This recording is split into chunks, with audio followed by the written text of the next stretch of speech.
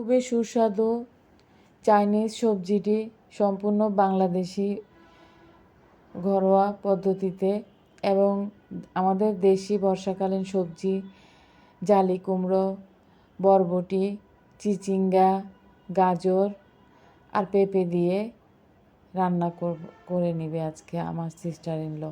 তো এত সুন্দর আর সহজ একটি রেসিপি, তাই আমি আপনাদের জন্য এটি ভিডিও করে রেখেছি। তো আপনারা অবশ্যই জানাবেন কেমন লেগেছে। এখানে মাংসগুলোকে জুলিয়ান কাট করে আর হাড়গুলোকেও নিয়ে নেওয়া হয়েছে। এখানে একটা চিকেন ব্রেস্ট সম্পূর্ণ নিয়ে নেওয়া হয়েছে। তো এখানে সবজির সাথে ক্যাপসিকাম আর কয়েকটা পেঁয়াজ 4 ভাগ করে কলিগুলো ছাড়িয়ে নিয়ে, আর এখানে কাঁচামরিচ ফালি করে আর রসুন স্লাইস করে নিয়েছে। এখানে গরম পানি করতে দিয়েছে। গরম পানিগুলো হয়ে গেলে এই সবজিগুলো গরম পানিতে দিয়ে দিয়েছে। তো পানিটা পুরো ফুটানো পানি ছিল। এখন সবজি দেওয়ার পরে একটা বলক এসে গেলে সবজিগুলোকে নামিয়ে নেবে। এখানে সবজিটি পুরোপুরি সিদ্ধ করা যাবে না, একটা বলক আসলেই নামিয়ে নিতে হবে। আর এখানে 1 চা চামচ বেকিং সোডা দিতে হবে। এতে করে সবজির যে সুন্দর কালার, এই কালারটা কিন্তু নষ্ট হবে না। তো দেখতে পাচ্ছেন সবজির কিন্তু খুব সুন্দর একটি কালার চলে এসেছে। এখন এটি একটা ঝাঁঝরিতে ছেড়ে ঠান্ডা পানি দিয়ে ধুয়ে নিতে হবে। আপনারা চাইলে বরফ পানি দিয়েও ধুয়ে নিতে পারেন। তো খুব ভালোভাবে ধুয়ে নিয়ে ঠান্ডা করে ফেলতে হবে যাতে আর কুক না হয়। এই অবস্থায় এটা রেখে আমরা মাংসগুলোকে রান্না করে নেবে। এখন এখানে আপনারা চাইলে বাটার অয়েল অথবা বাটার দিতে পারেন। এখানে আমরা সয়াবিন তেল দিয়ে করেছি। তো এই মাংসগুলোতে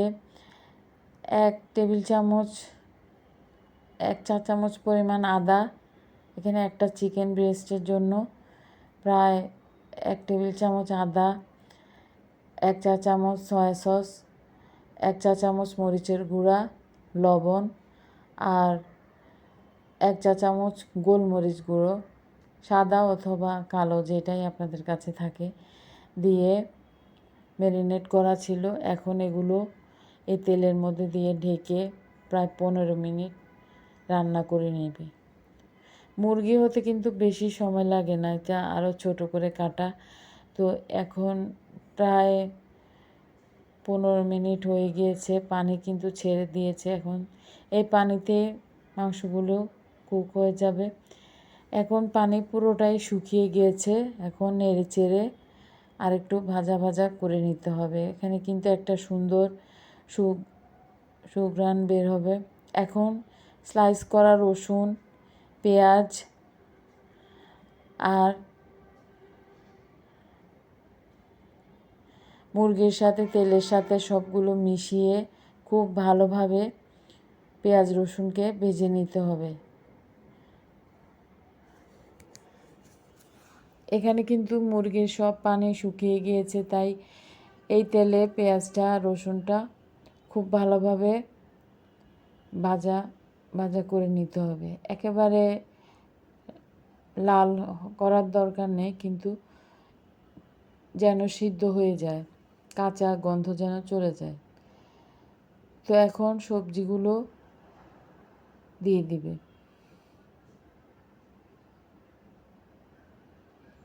দেখতে পাচ্ছেন মাংসর সাথে পেঁয়াজ আর রসুনের কালারটা প্রায় রান্না করা কালার চলে এসেছে।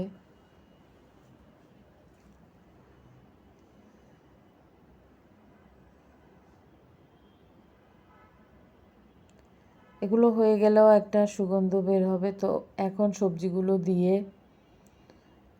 খুব ভালোভাবে নেড়ে চেড়ে মিশিয়ে দিতে হবে। সবজির সাথে মাংসগুলোকে মিশিয়ে নিতে হবে।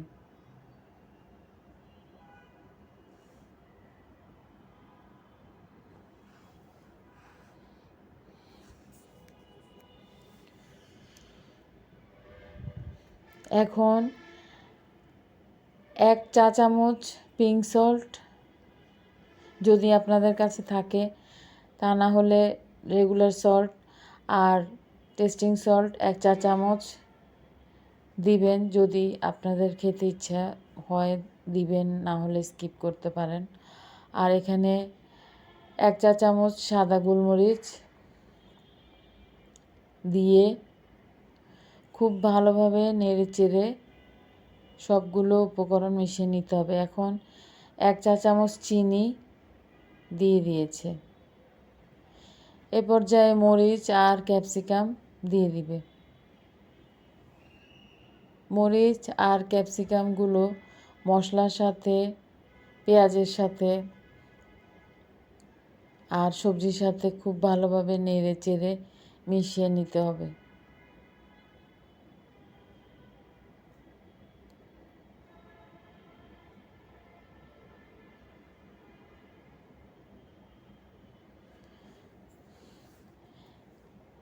এখন ঢাকনা দেওয়া যাবে না, কতক্ষণ পর পর নেড়ে চেড়ে দিয়ে।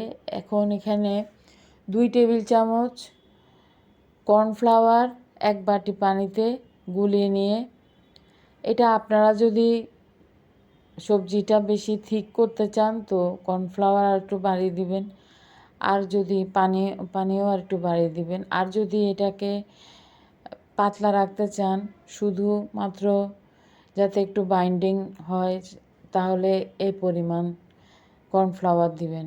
1 টেবিল চামচ 1.5 টেবিল চামচ অথবা 2 টেবিল চামচ কর্নফ্লাওয়ার দিবেন। কর্নফ্লাওয়ার না দিয়েও, যারা যদি খেতে চান তাহলে কর্নফ্লাওয়ার না দিয়েও কিন্তু এটা করতে পারেন।